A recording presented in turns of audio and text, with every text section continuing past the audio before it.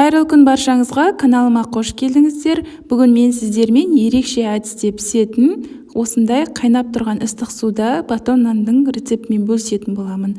Нандарыңыз сырты қытырлақ, іші жұмсақ, сондай керемет болып шығады, және де іші толықтай піседі. Міндетті түрде осы рецептпен жасап көріңіздер, және де барлықтарыңызға ұнайды деген ойдамын. 100% іші таза, толық піседі, және де жұмсақ болып шығады. Видеоның соңына дейін өткізбей қарап, каналыма тіркеліп, жанындағы қоңырау белгісін басып қойды ұмытпаңыздар.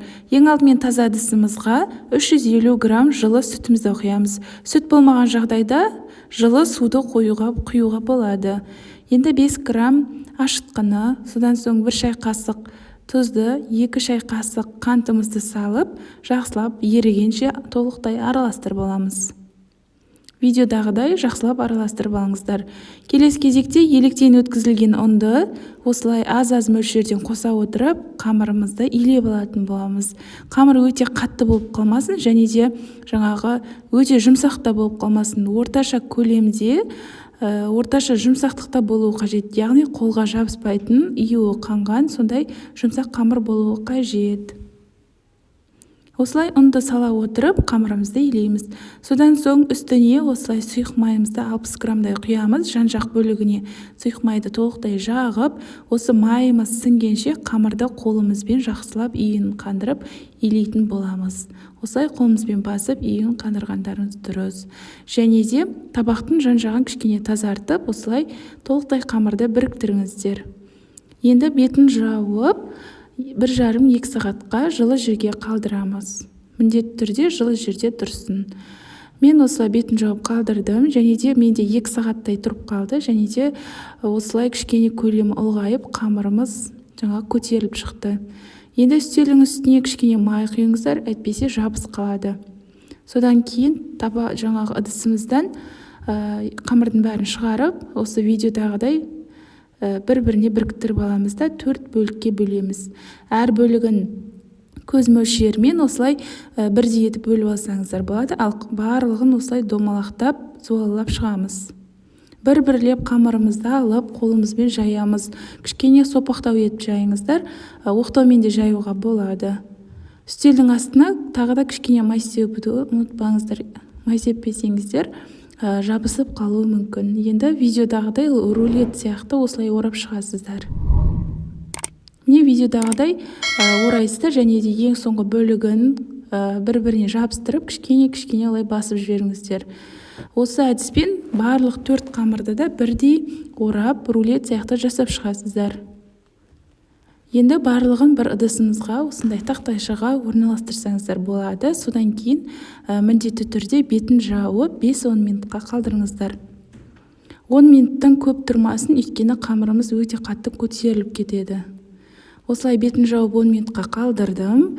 10 минутта байқасаңыздар, тағы да қамырымыздың көлемі осылай ұлғаятын болады.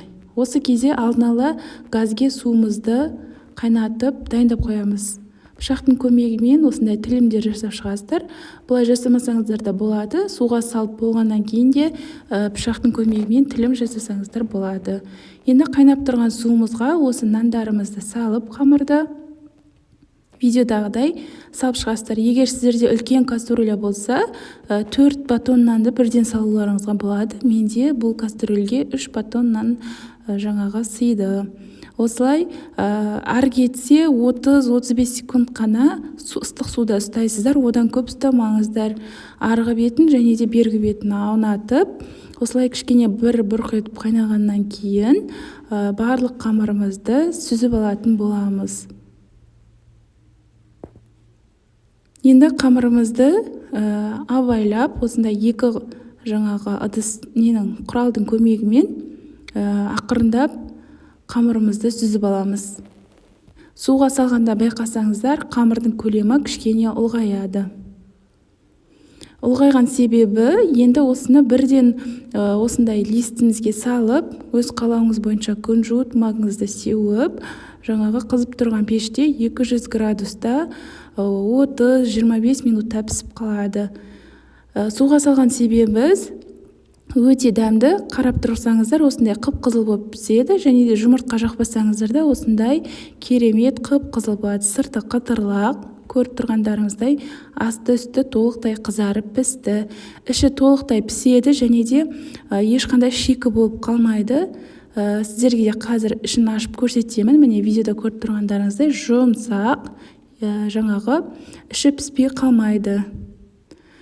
Осы рецептпен жасап көріңіздер, өте дәмді, керемет болып шығады.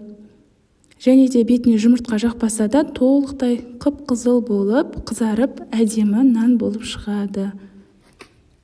Видеоны соңына дейін қарағандарыңызға рахмет. Міндетті түрде каналыма тіркелмесеңіз тіркеліп, жанындағы қоңырау белгісін басып қоюды ұмытпаңыздар. Сіздермен болған Әйгерім, барлықтарыңызға ас болсын.